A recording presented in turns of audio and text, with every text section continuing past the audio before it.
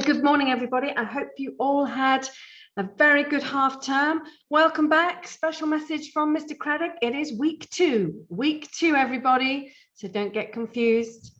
I hope you all had a good time and enjoyed your half term break with some fantastic autumnal walks.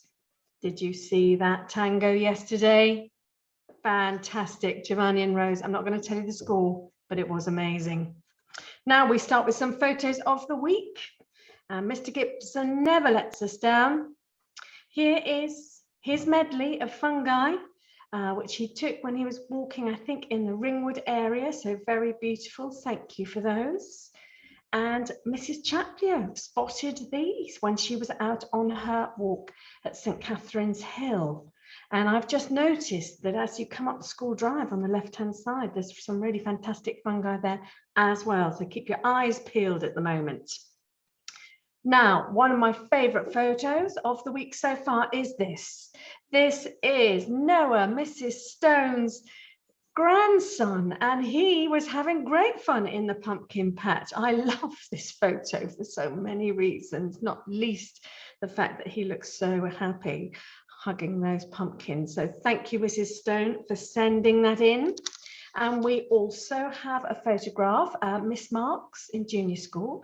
This is a local pumpkin farm, and she took her children over to visit. Look at that, amazing, made up out of pumpkins. So thank you, Miss Marks, for sending me that. And we have some carved pumpkins, so let's have a look. This is Mrs. Fuller and Daisy. These are their pumpkins, and I think they look really striking, fantastic. One on the far left, very dramatic. So thank you for that. But most original pumpkin carving has to go to Mr. Chaplio's family for their punk fish. I've never seen this before, but very dramatic, very effective. So thank you, Mrs. Chaplio, for sending that in. Now, this morning, I have been asked to talk about social development and collaboration as a theme. A very important part of school life is learning how to develop socially, develop friendships, interact with others, work alongside people who are your friends, but who also are just acquaintances and not necessarily your close friends. But the ability to work productively with others is a very important life skill. And human beings, we are social animals. We interact with others, and it's very important to do so for our physical and for our mental well-being. Some of us, we might think we're extroverts. We're happy to chat with people whom we don't know. We're comfortable in a busy crowd with the life and soul of the party. Others might think of ourselves as introverts, happier in our own company or in a smaller group of close friends.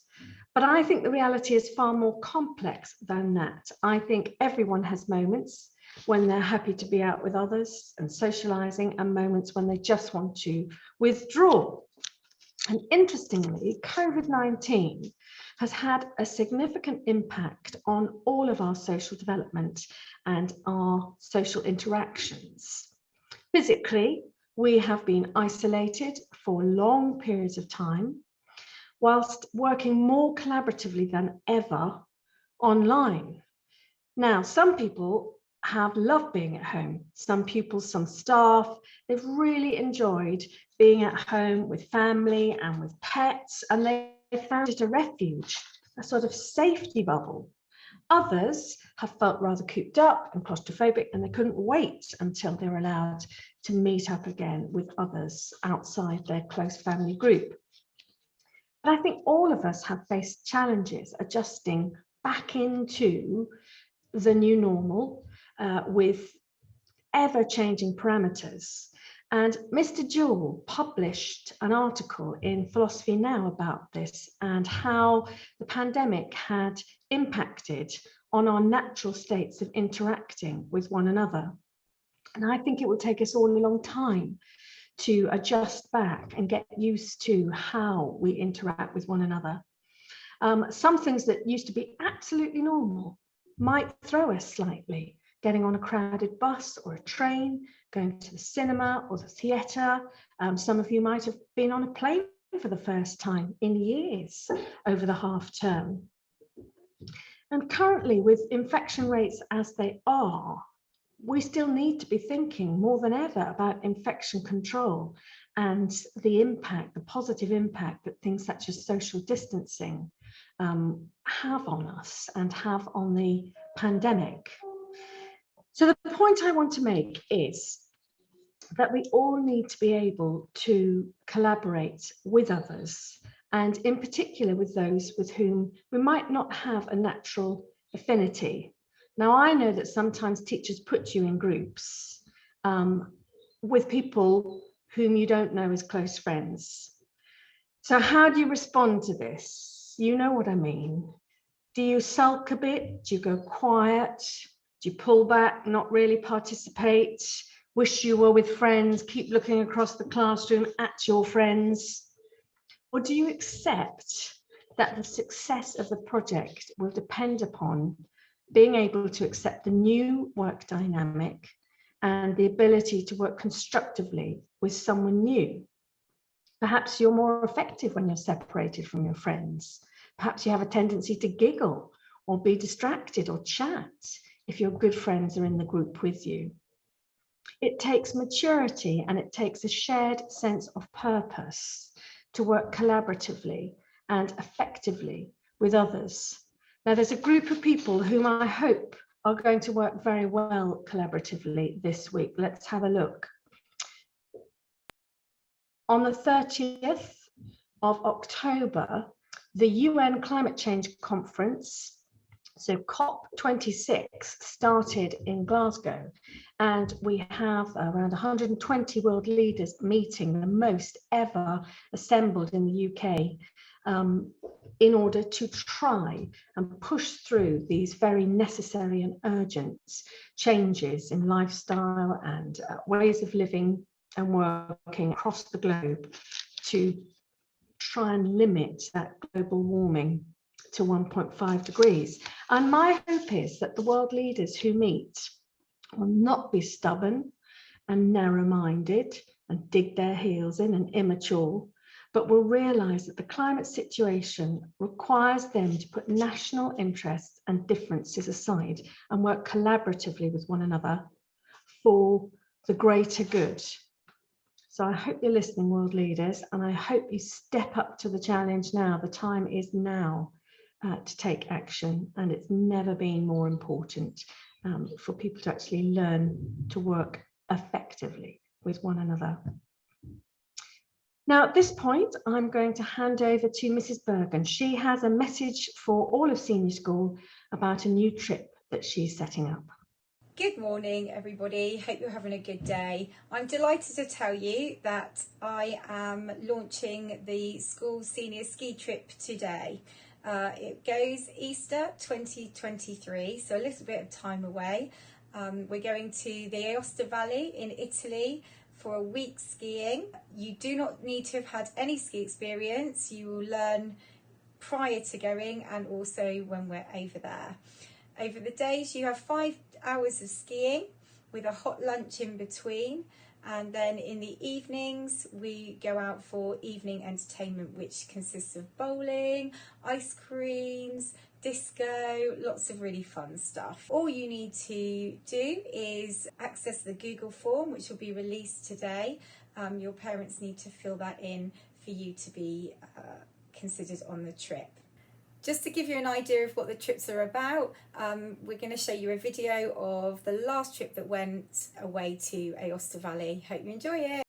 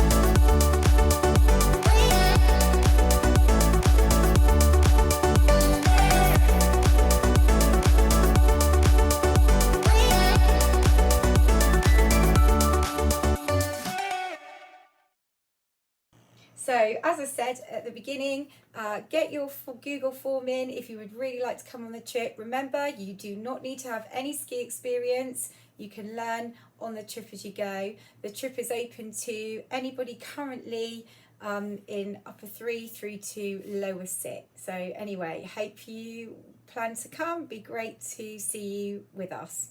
Thank you very much, Mrs. Bergen. And if that's whetted your appetite and you think, yes, you'd like to find out more, please fill in that Google form and get involved. Now, I have some notices this morning. We had some successes just before half term, and we'll start with our swimming success.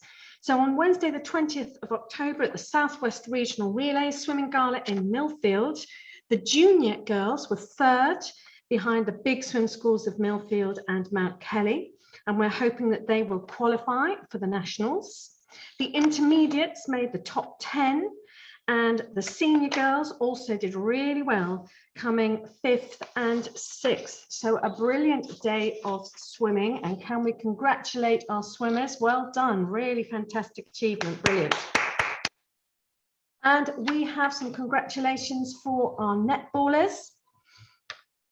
There was more netball success recently. Our under 12 netball team, they won their first round cup match versus Newton Abbott.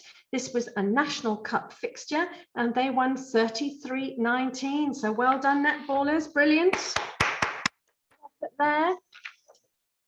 And a message, if you are interested in finding out more about triathlon, on Thursday, the 11th of November, we will be hosting a triathlon taster session for Talbot Heath students. And this is taking place in the fitness suite and will run from 4 until 5:15 p.m. So that's this Thursday. It is a fantastic opportunity for senior school students. No experience necessary, just an interest and a keenness to learn more. There are only 10 places available for this triathlon taster, so please sign up with Mrs. Linden as soon as possible to secure your place, and you can email her or contact her and she will sign you up. So a really wonderful opportunity there, and I know we've got fantastic swimmers, runners, bike riders. Triathlon could be your thing. We have a number of former Talbot Heath pupils who compete at world level for triathlon and for biathlon, and current pupils. So it's a fantastic opportunity.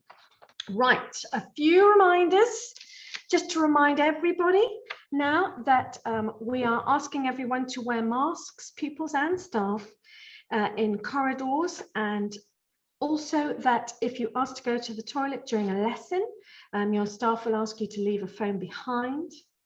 We have flu vaccinations taking place today for senior pupils. So thank you to Mrs. Stone for getting that schedule together, and make sure that you're all in the right place at the right time. So here's looking forward to a great week. Reverend Burke, you're going to set us off on a positive note. Well, I'll do my best. It's quite a challenge after all we've heard this morning. Oh Lord, the world is in a mess. You know how desperately we need to work together to give the planet a chance. Help us to value and champion the idea of collaboration, pooling our skills, whether it's on a global scale or between neighbouring nations, as well as in our own daily lives. Together is better. Help us, O Lord, to work in more dynamic and collaborative ways. Amen. Amen. Thank you very much, Reverend Burke. Have a brilliant first week back, everybody. Bye.